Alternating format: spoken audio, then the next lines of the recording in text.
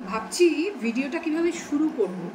মানে এত কিছু ঘটেছে সকাল থেকে যে হ্যাঁ এটা জানা ছিল কিছুটা তো হতে পারে, গন্ডগোল হতে পারে এরকম আন্দাজ ছিল, প্রচুর পুলিশ ডিপ্লয় করা হয়েছিল, মানে এগুলো তো সব হবে জানা ছিল। কিন্তু ঘটনা পরম্পরা যে এই দিকে চলে যাবে হয়তো অনেকেই ভাবতে পারেননি। আবার ধরুন যারা একটু মানে একটু বিয়ন্ড লিমিটেশন চিন্তা করতে পারেন, বলা যায় না, তারা হয়তো কেউ কেউ বুঝতে পেরেছিলেন।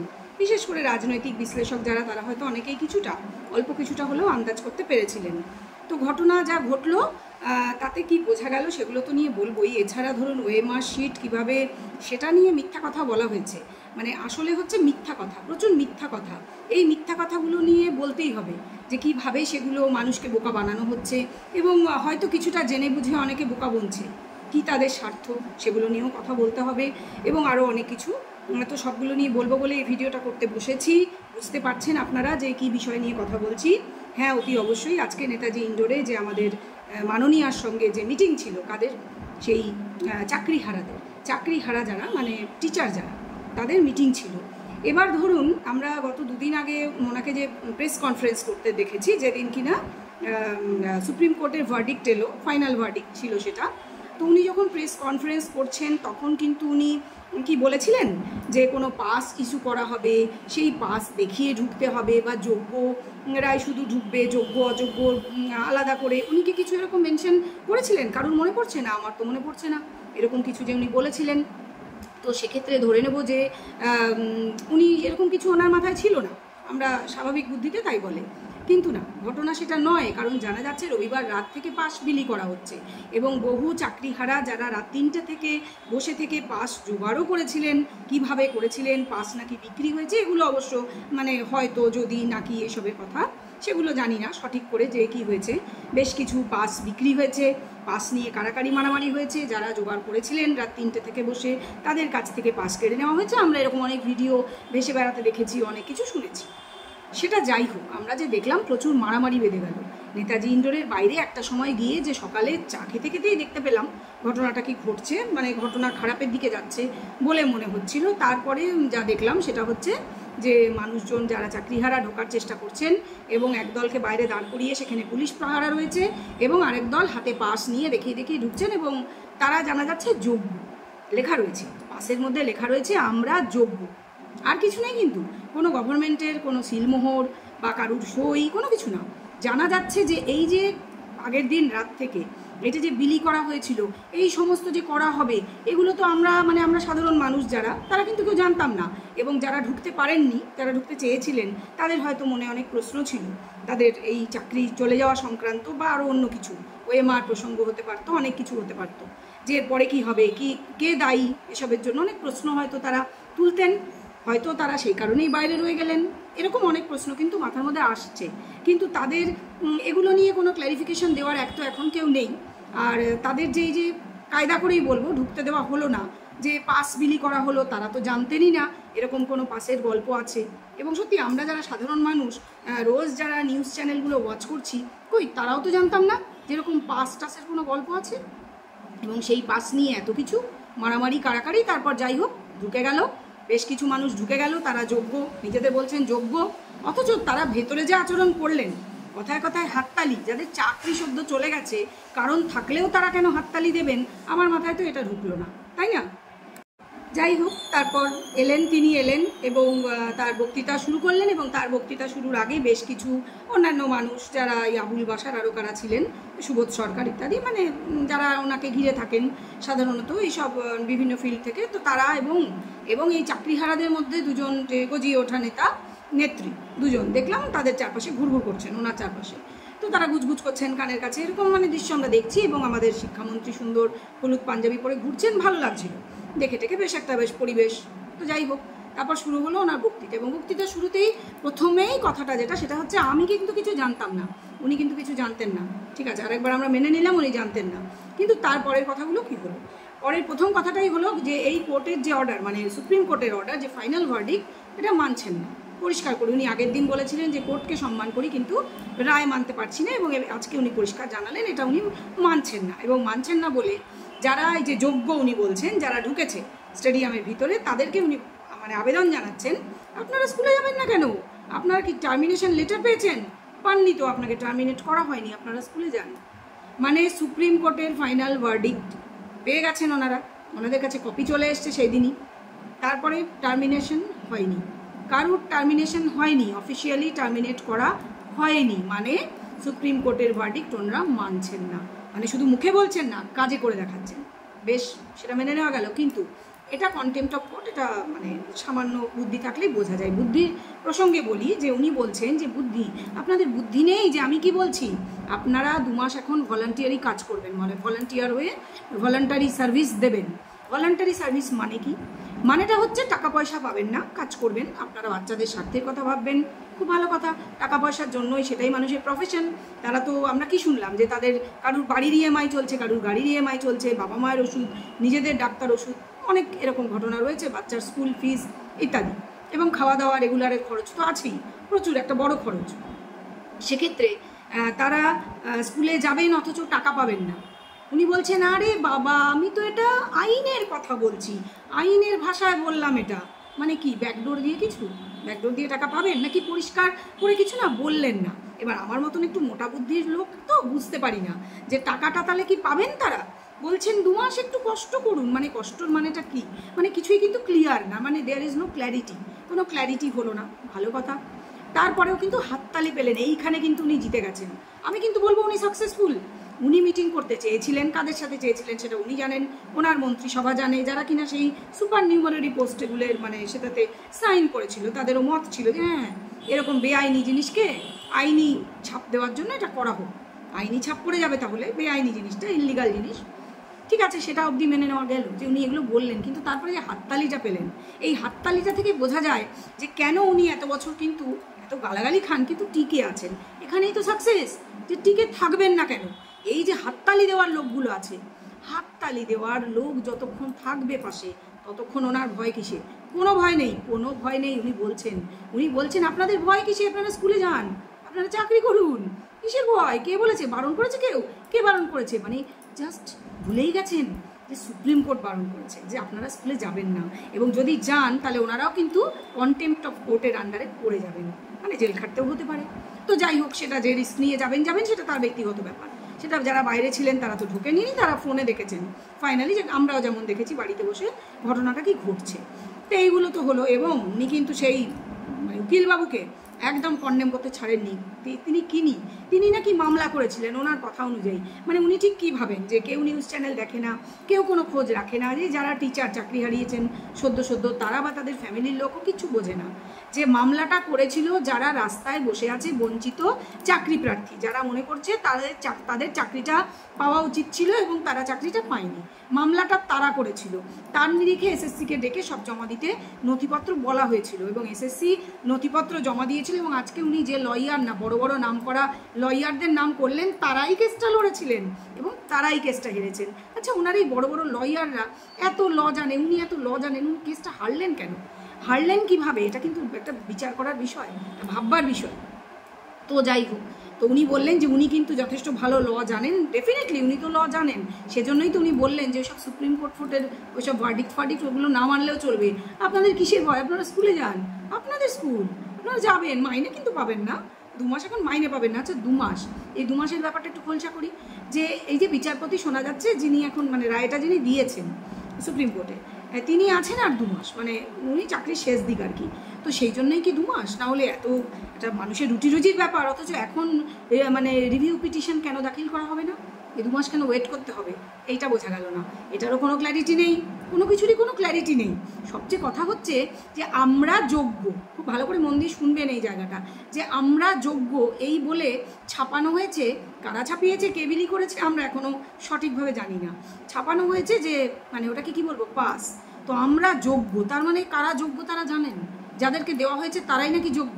অথচ সুপ্রিম কোর্ট বা হাইকোর্ট যখন মানে লিস্ট চেয়েছে এবং এই লিস্টটা তারা পায়নি, যোগ্য এবং অযোগ্য লিস্টটা তারা পায়নি, এবং পায়নি বলেই তারা কিন্তু এইভাবে রায়টা দিতে বাধ্য হয়েছে বলা ভালো। এবং তারা আরও চেষ্টা করেছিলেন যে ওএমআর শিট যে অরিজিনাল যদি কেউ একজন বলেন, তাদের জিজ্ঞাসা করা হয়েছিল যে আপনারা কি মনে করছেন যে এই যে যারা চিহ্নিত অযোগ্য, প্রথমেই ভালো করে না আপনারাও ব্যাপারটা বুঝুন, আর ব্যাপারটা বলবার আগে বলে নিই, welcome back to my channel world of দোলায় সকল দর্শক বন্ধুকে স্বাগত জানাই। আশা করি সকলে ভালো আছেন, সুস্থ থাকুন, ভালো থাকুন, এটাই চাইবো। আমি জানি এরকম একটা অগ্নিগর্ভ পরিস্থিতিতে খুব একটা সুস্থ থাকা বা ভালো থাকা সম্ভব নয়, তবুও চাইবো সকলের সুস্থতা কামনা করব। যাই হোক, যে প্রসঙ্গটা বলছিলাম সেটা বলি, যে কন্টেম্পট অফ কোর্ট এইটা কিন্তু হচ্ছে জেনে, উনি তো ল জানেন, উনি তো বলছেন, উনি কি জেনে শুনেই তাহলে এই কথাগুলো বলছেন না? অতি অবশ্যই জেনে শুনেই বলছেন। কারণ এই যে উনি আজকে যে অগ্নিগর্ভ যে বক্তৃতাটা দিলেন, যেটা শুনে যে কোনো সুস্থ মানুষ বুঝতেই পারবে যে এটা একটা, দেখেই শুনেই মনে হচ্ছিল রাজনৈতিক মঞ্চে রাজনৈতিক বক্তৃতা দেওয়া হচ্ছে, এবং উনি হাততালিও পাচ্ছেন, যদিও লাস্টে সবার মুখটা বোকাই হয়ে গেল, যে যখন তারা জানলেন তারা আদৌ মাইনে টাইনে কিছু পাবেন না। একজন একটু প্রশ্ন করার চেষ্টা করেছিলেন যে ভলান্টারি সার্ভিস মানে কি, আদৌ কিছু টাকা পয়সা পাওয়া যাবে কিনা, তো তাকে একটু থামিয়ে দেওয়া হলো। অনেকজন প্রশাসনিক ব্যক্তি তাকে থামিয়ে দিলেন, দেখলাম একদমই কথা বলতে দেওয়া হলো না। মানে এগুলো প্রি প্ল্যান, সবটাই প্রি প্ল্যান ছিল, সেটা প্রত্যেকেই বুঝতে পেরেছে। তো কথা অনেক আছে, যে এই যে বলা হচ্ছে যে উকিল, মানে যিনি উকিল ছিলেন এই যে বিকাশ রঞ্জন বাবু, তো বলা হচ্ছে উনিই নাকি মামলা করেছেন, মানে বোঝানো হচ্ছে পাবলিককে যে উনি মামলা করেছিলেন। যে উনি মামলা করলেন কেন? উনি তো উকিল, উনি তো পেশাদার উকিল, ওনাকে মানে উকিল ঠিক করেছে কারা? যারা রাস্তায় বসেছিল। তো উনি মামলা লড়বেন, এটা তো খুব স্বাভাবিক ব্যাপার। এবার মানবিকতার খাতিরে তারা তো এমনিই চাকরি পাননি, রাস্তায় বসে আছেন, উনি বোধহয় বিনা পয়সায় মামলা লড়েছেন বলে শুনেছি, হয়তো তাই। তো সেটা ওনার ভলান্টারি সার্ভিস, উনি মনে করেছেন ওনার পেশায় উনি দেবেন, উনি দিয়েছেন, সেটা তো ওনার ব্যাপার, তাই না? উনি তো পেশাদার লয়ার, উনি তো করবেনই কাজটা। তো সেক্ষেত্রে উনি নাকি সব কিছু করেছেন। এবার এক্ষেত্রে কিছু না বলবার আছে, মানে অনেক কিছুই বলবার আছে, একটা করে বলি।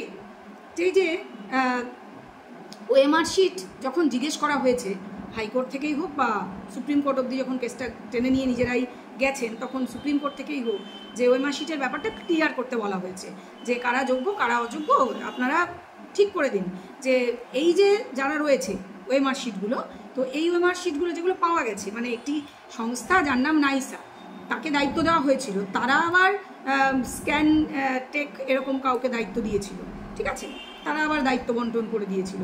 তো তাদেরকে নাকি এসএসসি বলেছে তারা চেনেই না, মানে যারা ফাইনাল কাজটা করেছে তাদেরকে চেনেই না। তো এই স্ক্যান যে ওএমআর শিটগুলো, সেগুলোই যে আসল, মানে সেগুলো যাদের নামে রয়েছে তারাই যে আসল যোগ্য চাকরি করছেন, যোগ্য টিচার, এটা স্বীকার করার জন্য যে কোনো একজন দায়িত্ব নিয়ে এটা বলুন, এটা জিজ্ঞেস করা হয়েছিল মধ্যশিক্ষা পর্ষদকে, এসএসসিকে এবং রাজ্য সরকারকে। কেউই দায়িত্ব নিয়ে বলেননি, তারা বলেছিলেন জানি না। তো জানেন না যখন, তাহলে এখন আপনারা আমরা যোগ্য বলে এই যে ছাপালেন, এই যে পাসটা কীভাবে আবার যোগ্য বলে ঢুকিয়েও দিলেন, তার মানে তো এখানে আপনারা বাইরে কিছু লোককে রেখে দিয়ে বোঝালেন ওরা অযোগ্য, বোঝা গেল না তো? আবার যারা কিছু লোককে দেখলাম তারা জানে তারা চিহ্নিত অযোগ্য, তাও তারা এসছে, বলছে আমরা চিহ্নিত হই আর যাই হই, আমরাও টিচার, আমরাও আসবো, আমাদেরও রাইট আছে, প্রত্যেকেরই রাইট আছে। আর এই যে কাণ্ডগুলো হয়েছে সেগুলো নিয়ে কিছু কথা বলি। যে প্রতিটা বিষয় বলা হচ্ছে যে বিকাশবাবু দায়ী, তো কীভাবে বিকাশবাবু দায়ী সেটা নিয়ে আমার কিছু বক্তব্য আছে। এই যে ধরুন এসএসসি এরা যখন নাইসাকে দায়িত্ব দিল ওএমআর শিটের জন্য, এবং তারা আবার ওই স্ক্যান ডেটা স্ক্যান বলে কাকে একটা দায়িত্ব দিল, মানে আবার দায়িত্বটা নিজেদের কাছ থেকে ছেড়ে তাকে দিয়ে দিল। কথা হচ্ছে সেই দায়িত্বটা কে দিতে বলেছিল? বিকাশবাবু বলেনি তো, তাহলেই বুঝুন। আরও আছে যে সমস্ত ওএমআর শিট যখন স্ক্যান হলো, ঠিক আছে, তো এসএসসি বলছে তারা এই কোম্পানির নামই শোনেনি। সেক্ষেত্রে এই কোম্পানির নাম তাহলে কে শুনেছিল? বিকাশবাবু? তাও তো নয়, তাই না? আরও আছে, ধরুন যে বেশি দেরি না করে 1 বছর মাত্র বোধহয় রেখে, 1 বছরই হবে, যেই নাকি কেস শুরু হলো বোধহয় 2022 সালে, সঙ্গেই এই যে ওএমআর শিটগুলি ধ্বংস করে দেওয়া হয়েছে বলা হলো। এই ধ্বংস প্রসঙ্গে আমার আরেকটা বক্তব্য আছে, আমি বলবো। তো এই ধ্বংস করার কাজটা, যে দায়িত্বটা দিল, মানে নির্দেশটা দিল, সেটা কে? এসএসসি নিশ্চয়ই, সেটা তো বিকাশবাবু নন। তাহলে বিকাশবাবু কী করে সব কিছুর জন্য দায়ী হচ্ছেন? মানে উনি মামলা করেছিলেন, সেই জন্যই কিন্তু আজ এতজন চাকরিহারা হয়েছে, এটা কিন্তু মাননীয়ার বক্তব্য, ঠিক আছে? আরও আছে, বলছি। এই যে ধরুন প্যানেল যখন এক্সপায়ার করে গেছে, তারপরেও বহুবার ইন্টারভিউ হয়েছে, মানে এগুলো করা হয়েছে ইচ্ছা করে, মানে টাইম চলে যাওয়ার পরেও এগুলো করা হয়েছে, এগুলো পরে ধরা পড়েছে। তো সেগুলোর নির্দেশ কে দিয়েছিলেন? যে এক্সপায়ারি ডেটে গিয়ে প্যানেল এক্সপায়ার করে যাওয়ার পরেও আপনারা লোক নিতেই থাকুন, অ্যাপয়েন্টমেন্ট দিতেই থাকুন। বিকাশবাবু? নিশ্চয়ই নয়। আরও আছে, বলছি। সম্পূর্ণ ফাঁকা ওএমআর শিট, আমরা সেগুলো দেখেওছি কিছু কিছু, বা ধরুন রোল নাম্বারের জায়গায় একটা কালো ডট রয়েছে, কারণ নামের জায়গায় ডটটা রয়েছে। তাহলে সেক্ষেত্রে এই নির্দেশগুলো, এই যে এরকম ওএমআর শিট জমা দিয়েও চাকরি পেয়েছে যারা, পেয়েছে সুপার নিউমারারি পোস্ট বোধহয় এদের জন্যই তৈরি হয়েছে। তো এই যে কাজগুলো করার নির্দেশ কে দিয়েছিলেন? বিকাশবাবু দিয়েছিলেন? দেননি নিশ্চয়ই, উনি তো কেউ না সরকারের। তাহলে বিকাশবাবু কিন্তু দায়ী। আরও আছে বলছি। সবচেয়ে ইম্পর্টেন্ট যেটা, সেটা হচ্ছে যে প্রাক্তন বিচারপতি, হাইকোর্টের প্রাক্তন বিচারপতি অভিজিৎ গাঙ্গুলিকে আমরা বিভিন্ন চ্যানেলে বলতে শুনছি যে ওএমআর শিটের ব্যাপারে তিনি কি বলছেন, যে ওএমআর শিট বলা হচ্ছে এসএসসির পক্ষ থেকে সেগুলি সংরক্ষণ করা হয়নি, জ্বালিয়ে দেওয়া হয়েছে, অথচ 2018 পরে সমস্ত কিছু নষ্ট করে দেওয়া হয়েছে, নথি যা কিছু ছিল। অথচ দেখা যাচ্ছে আরটিআই করলে, এটা উনি বলছেন, ওনার কাছে ওনার এজলাসে এই কেসটা এসেও ছিল, যে আরটিআই করে দেখা যাচ্ছে সেখান থেকে স্ক্যান্ড কপি বেরোচ্ছে। এই ওএমআর শিটের স্ক্যান্ড কপি তার মানে কোথাও রয়েছে কোনো একটা সার্ভারে, আপনারাই বুঝে নিন। সেটাও কি বিকাশবাবু করিয়েছিলেন? ওনার কি সেই ক্ষমতা আছে? উনি শুধু মামলাটায় উকিল হয়ে কাজ করেছেন। অথচ দেখুন সব কিছুর জন্য আজকে চাকরি চলে যাওয়ার জন্য কিন্তু বিকাশবাবু দায়ী। এই যে মেরিট লিস্ট 2016 সালে যে মানে এসএসসি যে হলো, তার যে ফাইনাল মেরিট লিস্ট সেটা যে প্রকাশ হলো না, তার নির্দেশ কে দিল? সেটাও কি বিকাশবাবু দিয়েছিলেন নাকি? এরকম আরও আছে, যে হাজার হাজার কোটি টাকা শোনা যাচ্ছে বাজার থেকে টাকা ঘুষ তোলা হয়েছিল, চাকরি বিক্রি হয়েছিল। চাকরি বিক্রির নির্দেশ কে দিয়েছিলেন? বিকাশবাবু। এই চাকরি বিক্রির টাকা বিভিন্ন বেনামি অ্যাকাউন্টে বিভিন্নভাবে কনভার্ট হয়ে গিয়ে যে টাকাগুলো যে তোলা হলো, সেগুলোকে রাখা হলো, সেগুলো কি বিকাশবাবুর নির্দেশে হলো? সব কিছু বিকাশবাবু করেছেন? এটা কিন্তু জানার বিষয়, এগুলো ক্লারিফিকেশন কিন্তু দেওয়া উচিত ছিল, তাই না? নাম নিচ্ছেন একজনের, বলছেন যখন যে তিনি সব কিছুর জন্য দায়ী, পয়েন্ট আউট করছেন, তাহলে কিন্তু এগুলো অতি অবশ্যই বলা উচিত ছিল। না, ভুলভাবে নেবেন না যে আমি বোধহয় বিকাশবাবুর দলের লোক। আমি কোনো দল করি না, আবারও বলে দিচ্ছি। আরও আছে দু একটা কথা আরও এই প্রসঙ্গে আমার বলার আছে, যে এই যে ধরুন যারা রাস্তায় বসে আছেন, যে বঞ্চিত চাকরি প্রার্থীরা আসলে বিকাশবাবুকে উকিল করে তারা কেসটা করেছিলেন। প্রথমে তারা লোয়ার কোর্টে, তারপরে হাইকোর্টে, এবং পরে কেসটা সরকারই নিয়ে গেছে সুপ্রিম কোর্ট পর্যন্ত। সেক্ষেত্রে যে ছিনতাই করা যে চাকরিগুলো, সেগুলো যারা পেলেন, তাদেরকে এই চাকরিগুলো দিয়ে সুপার নিউমারারি পোস্ট দিয়ে তাদের বেআইনি চাকরিগুলো আইনি করে নেওয়ার যে একটা অপচেষ্টা, সেটা করার নির্দেশও কি বিকাশবাবুই দিয়েছিলেন? এই কথাগুলো কিন্তু এবার উঠবে, এগুলো কিন্তু সাধারণ মানুষের মনের প্রশ্ন। এবং সত্যি হয়তো যারা যোগ্য, আমি জানি না আদৌ সত্যিকারের যোগ্য কেউ আছেন কি না। এই যে 2016 সালের প্যানেল যেটা বাতিল হয়েছে, সেখানে আদৌ, আমি অনেকেই হয়তো অসন্তুষ্ট হবেন আমার কথায়, কিন্তু বলতে বাধ্য হচ্ছি যে কিছুতেই যেহেতু দুধ আর জল আলাদা করা যাচ্ছে না, তাহলে প্রত্যেকেই কি টাকা দিয়ে চাকরি পেয়েছিলেন? যারা টাকা দিয়ে চাকরি পাননি তারা আলাদা লাইন করে দাঁড়িয়ে বলুন যে আমরা টাকা দিয়ে চাকরি পাইনি। এই যে একটা গুলিয়ে মিলিয়ে দেওয়া, এর মধ্যে আপনারা জড়িয়ে যাচ্ছেন কেন? আমার হচ্ছে সেই কথা। যাই হোক, এই কথাগুলো বলার ছিল। এবার আসি, বিনা পয়সায় 2 মাস আপনারা পড়ান, ঠিক আছে? আরে বাবা, তারপরে আছি তো আমি, সবসময় হচ্ছে আছি তো আমি, অথচ কোনো কথার কিন্তু কোনো ক্ল্যারিটি নেই কিভাবে আছেন। তাদের যে পার্মানেন্ট থাকা চাকরিগুলো, বিশেষ করে যারা যোগ্য তারা জানেন মনে মনে যে আমরা টাকা দিয়ে চাকরি পাইনি, আমি ধরে নিচ্ছি টাকা দিয়ে চাকরি পাননি, অনেকেই আছেন। তো সেক্ষেত্রে তারা যোগ্য, তারা জানেন, অথচ যে তাদের পাশে উনি আছেন, মানে কি দরকার নেই তো পাশে থাকার। আর পাশে কিভাবে আছেন? যেখানে সুপ্রিম কোর্ট থেকে অর্ডার হয়ে গিয়েছে, ফাইনাল ভার্ডিক্ট, সেখানে কিভাবে পাশে আছেন? পাশে থাকতেন যদি সুপ্রিম কোর্ট থেকে যা চাওয়া হয়েছিল। কি চাওয়া হয়েছিল? নথিগুলো, প্রপার নথি চাওয়া হয়েছিল, ওএমআর শিটগুলো বলা হয়েছিল দায়িত্ব নিয়ে বলুন, তখন ঠোঁট উল্টে দিয়েছেন কেন? আপনি যে এত বড় বড় লয়ার লাগিয়েছিলেন, তারা কেন প্রপার নথি দেখাতে পারেননি, যাতে করে যোগ্যদের বাঁচানো যায়? অযোগ্যদের সবসময় মিশিয়ে দিয়ে, গুলিয়ে দিয়ে ব্যাপারটাকে আজকে যোগ্যরা চাকরি হারা হয়েছে। যদি সত্যি কেউ যোগ্য থেকে থাকে, সন্দেহের অবকাশ রয়েছে, যদি সত্যিই ধরে নিচ্ছি কেউ আছেন 200-400, 2-4 হাজার যারা টাকা না দিয়ে চাকরি পেয়েছেন, ধরে নিচ্ছি, ওই অত খারাপ বাজার যখন খুব টাকার চাষ চলছে, টাকা সংগ্রহের চাষ চলছে, তাও ধরে নিলাম কিছু লোক পেয়েছেন, তো তাদের বাঁচানোর জন্য চেষ্টা করা হয়েছিল? চেষ্টা করা যেত তো? চেষ্টা করা যেত, কিন্তু চেষ্টাটাই করা হয়নি। প্যানেল বাতিল হওয়া পর্যন্ত অপেক্ষা করা হয়েছিল। প্যানেল বাতিল হওয়ার পর বলা হচ্ছে পাশে আছি তো, যখন পাশে থেকে আর কোনো দরকার নেই পাশে থাকার, পাশে কিভাবে আছেন? ওই যে সিভিকও না, আমরা অনেকেই ভেবেছিলাম বোধহয় সিভিক হওয়ার জন্য আহ্বান জানাবেন, তাও না, ভলান্টারি সার্ভিস দেন, মানে জাস্ট হাতে পুতুল হয়ে থাকুন, টাকা দিলে দেবো। ওই যে ব্যাকডোর দিয়ে একটা বলেছে, না রে বাবা, এরকম ভাবছেন কেন? এগুলো তো আইনের ভাষা, আইনের পরিভাষা ছাড়া আরও ভাষা আছে। Plan A, plan B, plan C, plan D, plan E, মানে জেড পর্যন্ত, এ টু জেড অনেক রকম প্ল্যানই হয়তো আছে। তো সেই বলেছে একটা কাজ না হলে আরেকটা, আরেকটা কাজ না হলে আরেকটা, আমার মাথায় অনেক কিছু আছে। ওনার মাথায় অনেক কিছু আছে, হ্যাঁ আমরা জানি, ওনার মাথায় অনেক কিছু ঘোরে আমরা জানি, কিন্তু সেই ঘোরাটা এই এতদিন মামলাটা চললো, তার মধ্যে মাথাটাকে কাজে লাগিয়ে ঘুরিয়ে এত আইনের বুদ্ধি প্যাঁচ কষিয়ে কিন্তু একটা সমাধান সূত্র বেরোলো না যাতে যোগ্যদের বাঁচানো যায় এবং সময় থাকতে। এখন ফাইনাল ভার্ডিক্ট হয়ে যাওয়ার পর উনি যে কথাগুলো বলছেন সেগুলো আদালত অবমাননার নামান্তর নয়, আদালত অবমাননা, সোজা কথা। এবং উনি তাতে সামিল করতে চাইছেন সকল যোগ্যদের, ওনার ভাষায় যারা যোগ্য, কারণ আমরা যোগ্য, এই পাস নিয়ে তারা ঢুকেছে, ওদের ধরে নেব তারাই যোগ্য, ঠিক আছে। যদিও তারা হাততালি দেন কিছু না বুঝে, সেটা আজকে বোঝা গেছে, ভিতরে তাদের অ্যাটিটিউড দেখে কিসে বুঝলাম, চোখে চোখ রেখে প্রশ্ন করা যে আমাদের চাকরিটা গেল কেন, আমরা তো যোগ্য, আমাদের তো চাকরি যাওয়ারই কথা না, মেরিট লিস্ট প্রকাশ করেননি কেন, এখন করুন, ওএমআর শিট প্রকাশ করুন, না কোনো প্রশ্ন না, তারা কোনো প্রশ্ন করেননি। হয়তো ভুল করে দু একজন ঢুকে গেছিলেন বা ওটা অ্যাক্টিং ছিল, তারা কিছু প্রশ্নের চেষ্টা করেছিলেন যে এই ভলান্টারি সার্ভিসের বদলে কোনো টাকা পয়সা পাওয়া যাবে কিনা, এই ধরনের কিছু, তাকে তৎক্ষণাৎ থামিয়ে দেওয়া হয়েছে। কারণ এই কথাগুলো পিছনের দরজা দিয়ে হবে, এই কথাগুলো সামনের দরজা দিয়ে লোকের সামনে করা যাবে না, কারণ সুপ্রিম কোর্টে ফাইনাল ভার্ডিক্ট হয়ে গেছে ভাই, তোমরা কাল থেকে স্কুলে আসতেই পারো, তোমরা ভলান্টারি সার্ভিস দিতেই পারো, সুপ্রিম কোর্ট কাউকে বাধা দিতে পারে না, একদম ভ্যালিড কথা, কিন্তু তোমরা মাইনে পাবে না, ঠিক আছে, মাইনে তোমরা পাচ্ছ না। যদিও বলা হচ্ছে সার্ভিস ব্রেক হবে না, সার্ভিস ব্রেক হবে নাটাও কিন্তু কোর্ট অফ মানে কন্টেম্পট অফ কোর্ট, এটা কিন্তু ঘটনা। সার্ভিস ব্রেক হবে না মানে সুপ্রিম কোর্ট বলে দিচ্ছে আপনাদের আর চাকরি নেই ভাই, অথচ সার্ভিস ব্রেক হবে না তাদের অ্যাসিওর করা হচ্ছে, পুরোটাই ফলস, সব কিছুই ফলস অ্যাসিওরেন্স, এগুলো লিগালি লফুলি কিছুই হতে পারে না, এগুলো জাস্ট হতে পারে না। যে কোনো সামান্য লেখাপড়া জানা মানুষ এটা কিন্তু বুঝবেন।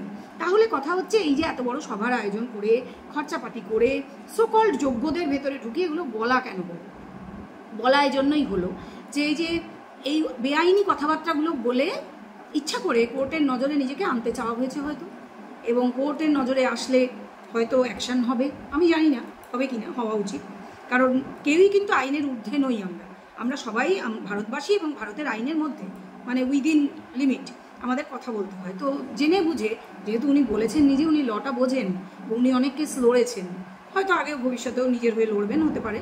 তো কথা হচ্ছে যে সেজন্য উনি জেনে বুঝে কাজটা করেছেন, যে এটা কিন্তু কোর্টে হয়তো ওনাকে ডাকলেও ডাকতে পারে, আমি জানি না ডাকবে কিনা, যদি ডাকে সেক্ষেত্রে তখন একটা অ্যাকশন হতে পারে যে কেন করেছেন, কি হয়েছে, এটা করা চলবে না, তখন ওনার বলার রাস্তাটা তৈরি হলো যে আমি কি করব, আমি কিন্তু আপনাদের পাশে থাকতে চেয়েছিলাম, আমি কিন্তু বলেছিলাম, আমি কিন্তু বাঁচাতে চেয়েছিলাম, নিজের দেখুন রিস্ক নিয়ে, আমাকে দেখুন এখন কোর্ট কীরকম হ্যারাস করছে, হতেই পারে, এটা হয়তো বলতে পারেন। আমার তো মনে হচ্ছে যে এরকম কিছু হতে পারে কি, আপনারা বলবেন, আপনারা কমেন্ট করে জানাবেন যে এটা কি মনে হচ্ছে, এটা কি ঠিক, আমি জানি না, কারণ এই যে কথাগুলো এগুলোর কি আদৌ কোনো ভ্যালু আছে, যে ফাইনাল ভার্ডিক্ট হয়ে যাওয়ার পর হতে পারে রিভিউ পিটিশন, হতে পারে না তা না, কিন্তু যেটা এক্ষুনি হওয়া প্রয়োজন, প্রয়োজন রিভিউ পিটিশন হওয়া, সেটা 2 মাস ওয়েট করতে হবে কেন, এই বিচারপতি রিটায়ার করা পর্যন্ত, নতুন বিচারপতি আসবে, নতুন কিছু হবে আবার, মানে আগে যেরকম হচ্ছিল স্টে অর্ডার, উনি বলেছেন স্টে অর্ডার দিচ্ছিলেন, উনি কত ভালো ছিলেন, ওই সাহেব বলে ওনার নাম বলেছেন, আর ইনি দেখুন কীরকম ফট করে চাকরি খেয়ে নিল, চাকরি খেয়ে কি করে নিল, আর কে চাকরি খেয়ে নিল, এটাকে চাকরি খেয়ে নেওয়া বলে? যে চাকরিটা যাতে থাকে যোগ্য যারা, সেই জন্য যেটুকুন করা যেত সেটা তো করাই হয়নি, ওএমআর শিটের দায়িত্ব নিতে বলা হয়েছিল, দায়িত্ব নিতেই পারেনি, উপযুক্ত প্রমাণ দিতে বলা হয়েছিল, দিতেই পারেনি, বছরের পর বছর শুধু সময় নিয়ে গেছে। আর এখন কি বলছেন উনি, সময় দেওয়া হলো না, আমাদেরকে তো সময় দেওয়া হলো না, আমাদের কোনো সময়ই দেওয়া হয়নি, একেবারে সত্যি সময় দেওয়া হয়নি, মানে 22 সাল থেকে কেস চলছে, 3 বছর খুব কম সময়, সেজন্য সময় পাননি, তো কি করে জমা দেবেন নথিপত্রগুলো?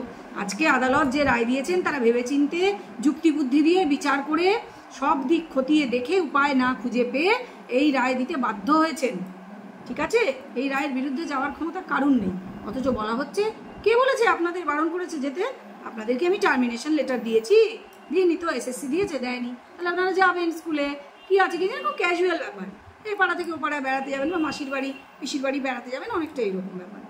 তো এবার তারাই বুঝে দেখবেন যে তারা কি করবেন, তারা যাবেন স্কুলে কি যাবেন না, গেলে তারা কিসের আন্ডারে পড়বেন, তারা নিশ্চয়ই খোঁজখবর রাখেন, প্রত্যেকেরই লয়ার রয়েছে, সবাই খোঁজখবর রাখেন, সেটা তাদের দায়িত্বে, প্রত্যেকে অ্যাডাল্ট এবং তারা টিচার, তারা বুঝে শুনেই করবেন কাজটা। পাশে কে কার আছে সেটা খুব ভালো করেই কিন্তু বোঝা গিয়েছে, তাই না? এবার অন্য দুটো কথা বলি। উনি বলেছিলেন যে শিক্ষা আজকেও বলেছেন ইনফ্যাক্ট যে শিক্ষা ব্যবস্থাকে ষড়যন্ত্র করে বাংলার শিক্ষা ব্যবস্থাকে ভেঙে দেওয়া হচ্ছে। বাংলার শিক্ষা ব্যবস্থাকে ভেঙে দেওয়ার জন্য তো এই যে প্রচুর কিছু রয়েছে, প্রাইমারি মানে কি বলবো কেলেঙ্কারি, প্রাইমারি যে নিয়োগে কেলেঙ্কারি, এসএসসি নিয়োগে কেলেঙ্কারি, তারপরেও সঠিক ক্ল্যারিফিকেশন দিতে না পারার জন্য এতগুলো মানুষের চাকরি চলে যাওয়া, এছাড়া আরও বহু মানে নন টিচিং স্টাফ, যে গ্রুপ ডি কর্মী, গ্রুপ সি কর্মী নিয়োগে টাকা তোলা বাজার থেকে, এগুলো তো এখন প্রমাণিত সত্য। কারণ সুপ্রিম কোর্ট তার ওয়ার্ডিক্টে বলছে, ফাইনাল ওয়ার্ডিক্টে, যে 17 রকমের দুর্নীতি হয়েছে। এই দুর্নীতি প্রসঙ্গে একটা কথাও কিন্তু উনি খরচ করেননি আজকে, কারণ সেগুলো কথা নিজে যদি তোলেন তাহলে তো আবার ক্ল্যারিফিকেশন দিতে হতে পারে। যাই হোক, সেটা হয়তো ওনার এজেন্ডায় ছিল না, আজকে মিটিংয়ের এজেন্ডায় ওটা ছিল না। কথাটা হচ্ছে যে যে শিক্ষা ব্যবস্থাকে ভেঙে দেওয়া, এর জন্য তো মানে এই যে যারা ছিলেন এতদিন বা যারা আছেন সরকারে রয়েছেন, তারা কি যথেষ্ট নন নাকি? কে বাইরে থেকে ভেঙে দেবে? কে? ওই শূন্য পাওয়া দলের বিকাশবাবু ক্ষমতা আছে, ওরা তো শূন্য পায়। ওরা ভাই শূন্য পেয়ে এত বড় বড় উকিল লাগানো হয়েছে, এত বড় দল, এত কিছু পারেন, এত জানেন, অথচ এরা হেরে গেলেন কি করে? ভাবুন আপনারা, যারা চাকরি হারিয়েছেন তারাও ভালো করে ভাবুন। যারা যোগ্য তাদেরকে বলছি, যদি সত্যি আপনারা যোগ্য হন তাহলে আপনারা না মানে যুক্তি দিয়ে বিষয়টা ভাবুন, যে এত জানেন, এত বড় বড় নামজাদা লয়ার, যাদেরকেই আবার লড়াবেন বলছেন উনি, যে আবার ফার্দার কিসে লড়াবেন জানি না, কোন কেসে লড়াবেন। তো কথা হচ্ছে তাহলে এত কিছু সত্ত্বেও হেরে কেন গেল এরা? নিশ্চয়ই নিজেদের সপক্ষে যথেষ্ট যুক্তি, তথ্য, প্রমাণ দাখিল করতে পারেনি। হেরে কেন যাবে? একটা শূন্য পাওয়া দলের, হ্যাঁ, সে একজন সাংসদ, তার তো কোনো অস্তিত্বই নেই, সে কি করে জিতে গেল? এটা কিন্তু খুব একটা ভ্যালিড প্রশ্ন। সে শিক্ষা ব্যবস্থা ধ্বংস করে দিচ্ছে ষড়যন্ত্র করে, এই শূন্য পাওয়া দলটা।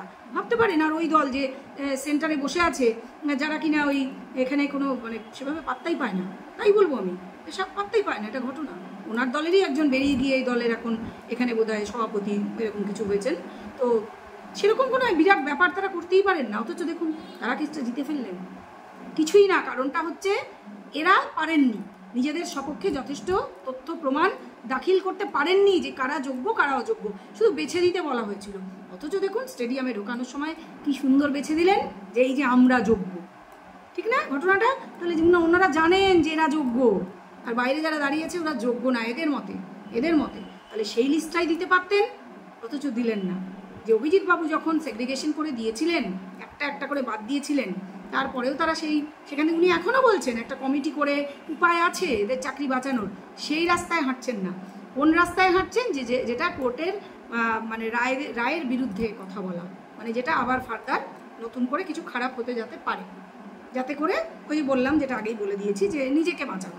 হ্যাঁ, নিজেকে বাঁচানোটাই আসলে উদ্দেশ্য, নিজেকে বাঁচানো, নিজের দলকে বাঁচানো, সরকারকে বাঁচানো। যারা যোগ্য বা অযোগ্য বা এদেরকে বাঁচানো না, এরা মাইনে পাবে কি না পাবে, এদের কি হবে, এরা কাল থেকে কি খাবে, ওগুলো কারোর উদ্দেশ্য না। এটা ঘটনা কিন্তু একেবারেই তাই। আর একটা প্রসঙ্গ বলে আমি আমার প্রতিবেদনটা এখানেই শেষ করব, সেটা হচ্ছে এই যে মানে নেতাজি এতদিনে তো মারাই গেছেন, বেঁচে থাকলে তার 150 বছর বয়স হতো, যেটা প্র্যাকটিক্যালি সম্ভব না। তাই কথায় কথায় এই যে ভুল মানুষ করতেই পারে, একটা দুটো ভুল হতেই পারে। মানে এই যে বাজার থেকে এত চাকরির জন্য, মানে চাকরি বিক্রি করার জন্য যে টাকা তোলা হয়েছে, 17 রকম দুর্নীতি হয়েছে, এটাকেও নিয়ে দু একটা ছোট ভুল বলছেন। যেমন এই আগেও শুনেছি ছোটোখাটো ছোটো ভাইরা একটু দুষ্কর্ম করে ফেললে ওগুলো কোনো ব্যাপার না, অনেকটা ওই রকম। তো ছোটোখাটো দু একটা ভুল হতেই পারে। নেতাজি তো বলেই গিয়েছেন, উনি বারবারই এটা বলেন, অবশ্য নেতাজি তো বলেই গিয়েছেন যে ভুল করা মানুষের অধিকার। ভাই নেতাজিকে আর এরকমভাবে টেনে না আনলেই নয়। হ্যাঁ, নেতাজি এইরকম ভুল করতে বলেছেন যে বাজারে চাকরি বিক্রি করে টাকা তুলুন, এটা তো বলেননি নেতাজি। নেতাজিকে এইভাবে আর টানাটানি আমার মনে হয় না করাই ভালো। নিজেদের নিয়ে আছেন, থাকুন না। নেতাজিকে মানে উনি তো এখন মৃত, ওনাকে ধরে এইভাবে টানাটানি করবেন না। উনি বেঁচে থাকলে ডেফিনেটলি মানে সঠিকভাবে সঠিক উত্তর দিয়ে প্রতিবাদটা নিশ্চয়ই করতেন। তো এই প্রসঙ্গটা বলে আমি প্রতিবেদন শেষ করব এবং আপনাদের বলবো যে আজকে আপনারাও দেখেছেন, সব কিছু দেখেছেন এবং অনেক কিছুই বুঝেছেন অনেকে। তো ভয়টা না পাবেন না, আন্দোলন করুন। আমি তো বলবো যে যার যদি মনে হয়, কারুর যদি মনে হয় যে প্রতিবাদ করা প্রয়োজন, নিশ্চয়ই প্রতিবাদ করুন। আপনারাও কিন্তু ভারতবর্ষের নাগরিক, সবাই ভারতবর্ষের নাগরিক আমরা, আমাদের কিন্তু রাইট আছে এগুলো। আবার যারা ধরুন চাকরি হারিয়েছে, মানে তাদের তো হারানোর নতুন করে আর কিছু নেই, এবং তাদের যে এই যেমন নতুন করে ফাঁদে ফেলার চেষ্টা, এই ফাঁদে যদি পড়তে চান, যে লোভে পড়ে পড়তে পারেন। কিন্তু একটা কথা জেনে রাখুন যে আজকে যাদের প্রস্তাব দেওয়া হচ্ছে না, যে এই ভলান্টিয়ার হয়ে যান বলে, তারা কোনোদিনই আর পার্মানেন্ট পোস্ট পাবেন না, সেটা সম্ভব নয়। ঠিক আছে, এবার আরেকটা কথা না বলে পারছি না, যে কোর্ট থেকে বলে দেওয়া হয়েছে 3 মাসের মধ্যে পরীক্ষা নিতে হবে। অনেকে বলছেন, আমি জানি না এটা কতটা সঠিক, যে না 3 মাস বলে বেঁধে দেওয়া হয়নি, অনেকে নয় এখন যিনি চেয়ারম্যান রয়েছেন এসএসসি তার মুখে শুনলাম যে সময় কিছু বেঁধে দেওয়া হয়নি, তাই নাকি? কিন্তু উনি তো বলেছেন, প্রথমে বললেন অসম্ভব 3 মাসের মধ্যে পারবো না, তার মানে উনি তখন জানতেন 3 মাসের মধ্যে, এখন উনি এই কথাটা বলছেন। যাই হোক, তবু ওনার কথা যদি মেনে নিই তাহলে উনি কালকেই বলেছেন 2 মাসের মধ্যেই করে দেবো, নিয়োগ প্রক্রিয়া সম্পূর্ণ করে দেবো। আবার এখন শুনছি 1-2 সপ্তাহের মধ্যেই নিয়োগ শুরু হয়ে যাবে। বুঝলাম না, মানে সুপ্রিম কোর্টকে কি একেবারেই মানা হচ্ছে না? যেটা বলা হয়েছে ভার্ডিক্টে, যে পরীক্ষা নিয়ে পরীক্ষায় কারা বসতে পারবেন এটাও বলে দেওয়া হয়েছে। যারা যোগ্য তারাই শুধু বসতে পারবেন, যাদের অলরেডি টেন্টেড মানে চিহ্নিত যারা অযোগ্য তারা তো বসতে পারবেনই না। আর এরা বসতে পারবেন, আর বোধহয় আরও বাকি যে বঞ্চিত চাকরি প্রার্থী যারা ছিলেন, রাস্তায় বসেছিলেন, তারাও বসতে পারবেন, এরকম কিছু। এবং বয়সের রিল্যাক্সেশনও সেক্ষেত্রে দেওয়া হয়েছে। কিন্তু সেসব কথা আলোচনা হলো না, সেগুলো নিয়ে একটা কথাও খরচ করা হলো না। যেন মানে ভাবানোই হলো আপনারা যেমন কাজ করছিলেন করুন, কোনো ব্যাপার না, ঠিক আছে। এবং কোনো পরীক্ষা টরীক্ষা হবে বলে কিন্তু উনি কিছু ঘোষণা দেননি, কোনো টাইমের কথাও বলেননি। পয়েন্ট টু বি নোটেড, ঠিক আছে। চলুন, আপনারা যা বুঝবার নিশ্চয়ই বুঝেছেন, বুদ্ধিমানেরা একটু ইশারাতেই সবই বোঝেন। তো নিজেদের কমেন্ট অবশ্যই কমেন্ট বক্সে রাখবেন, আপনাদের মতামত আমার সঙ্গে শেয়ার করুন মন খুলে। এবং ভিডিও নিশ্চয়ই ভালো লেগেছে লাইক তো করবেন, আর ভিডিও বেশি করে শেয়ার করবেন, এটা করতে কিন্তু ভুলবেন না, কারণ অনেক ভাই বোন আছেন যাদের কাছে ভিডিওটা কিন্তু প্রয়োজন, পৌঁছানো প্রয়োজন। তো ঠিক আছে, এখন এই প্রতিবেদন এই পর্যন্ত রাখলাম। কালকে আবার আছে, কাল 8 তারিখ, যে সেই কেসটা উঠছে, যে বোধহয় সুপ্রিম কোর্টেই কেসটা উঠবে, যে এই সুপার নিউমারারি পোস্ট কেন তৈরি করা হয়েছিল তার উপযুক্ত রিজন বলতে হবে। জানি না, তার জন্য plan A, plan B, plan C, plan D etcetera to plan Z নিশ্চয়ই করা আছে। দেখা যাক কীভাবে সেটা সামলানো হয়। তো আদালত মানছি না মানবো না, এটা তো আমরা ভারতবাসী হয়ে কেউ বলতে পারি না আইনগতভাবে, কেউ পারেন হয়তো, বলছেন। তো চলুন, প্রতিবেদন এখানেই রাখছি, এখানে সমাপ্ত করছি। সকলে ভালো থাকবেন, সুস্থ থাকবেন, চেষ্টা করবেন ভালো থাকার, সুস্থ থাকার। কোনো নেগেটিভ চিন্তা মনে ঠাঁই নিতে দেবেন না। বিকল্প প্রফেশনের কথা ভাবুন, প্রত্যেককে বলবো, এবং এটাও ছাড়বেন না, লেগে থাকুন। এবং আমি দেখলাম যারা প্রকৃত যোগ্য তারা বলছেন আমরা কেন চাকরির পরীক্ষায় বসবো, এমআর শিট প্রকাশ করলেই তো হয়ে যায়। ঠিক কথা, একদম, এটা কিন্তু একদম রাইট। তারা বলেছেন যে ওএমআর শিট প্রকাশ করলেই তো বোঝা যাবে যে আমরা কত নম্বর পেয়েছিলাম। সেক্ষেত্রে আমরা কেন চাকরির পরীক্ষায় এত বছর পরে নতুন করে আমাদের বসতে হবে? আমাদের ওই চাকরিটাই চাই, যোগ্যদের আমাদের নামটা দিয়ে দিলেই তো আমরা চাকরিটা ফেরত পেয়ে যাবো। ঘটনা, এটা কিন্তু পয়েন্ট। তো আপনারা মাথায় রাখুন, এগুলো রেখে অবশ্য করেই কমেন্ট বক্সে মতামত শেয়ার করুন আমার সঙ্গে। এই প্রতিবেদন এখানেই থাকলো, নমস্কার।